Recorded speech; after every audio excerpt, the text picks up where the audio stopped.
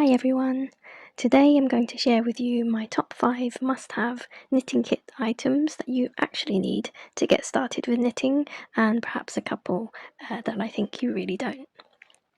So very early in my knitting and crochet journey, I remember getting so excited that I would buy just anything I could find knitting related, such as books, magazines, tools and notions, and I ended up spending just lots of money on things I arguably didn't really need.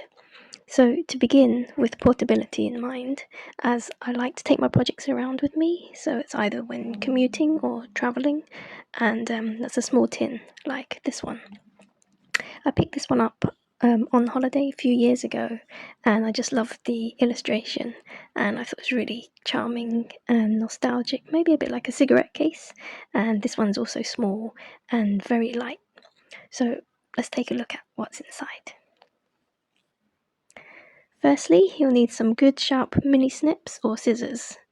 These ones I think are for embroidery, but they do the job well and they fit in the tin very nicely, so this is a definite must-have item in my kit. The second one, I have the John James blue pebble needles, which some of you might already recognise, and I like to use it for weaving in my yarn ends and for seaming my knitted pieces together. I mainly use the small and medium sizes the most, but I really like that the eyes here are really large for threading the yarn, and that the tips are blunted and not too sharp as well. So the third item, I loved this owl stitch counter, and I used it for many years until it stopped working. It came free with a knitting magazine, and I haven't thrown it away because I'm thinking I might maybe try popping it open to see if I can fix it one day. So now I bought myself this Clover red stitch counter. It's neat and compact, and it fits really well in the tin, so this always travels with me, and if you just listen for the clicks, that's quite satisfying in my opinion, and then you can just roll on either side just to reset it. Fourth item I definitely need in my toolkit are these little stitch markers. They're inexpensive, very lightweight, and they come in various bright colours. I find they're great to use for marking the beginnings of the round, and also if I'm doing cables or a top-down sweater where I have to split for the armholes, or maybe any projects that have a different stitch pattern or sections within them. So that's handy to kind of organise the different parts of the project.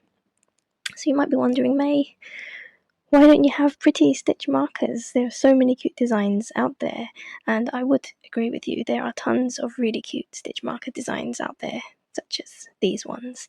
They're metal with little sheep on them, and then your needles kind of go through them here.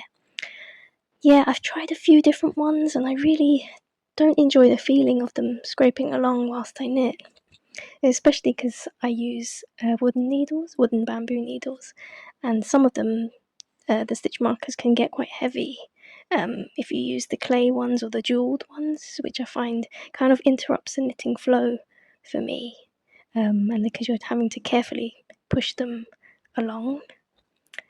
So what I prefer to do instead is actually make these additional little markers just using leftover string or yarn or twine. It's a great way to stash bust. They weigh nothing and they do the job really well for me. So on to the fifth and final item, just some simple scrap yarn, a few small lengths in case I need to take the stitches off my needles for any reason, and for some patterns you would put the stitches onto yarn temporarily whilst you knit a different part of the pattern, and then you later pick up the stitches again. So keeping some scrap yarn around like this is a really good idea. So on the subject of things you may not need, aside from heavy stitch markers, I'm sorry, I would say for me are yarn bowls.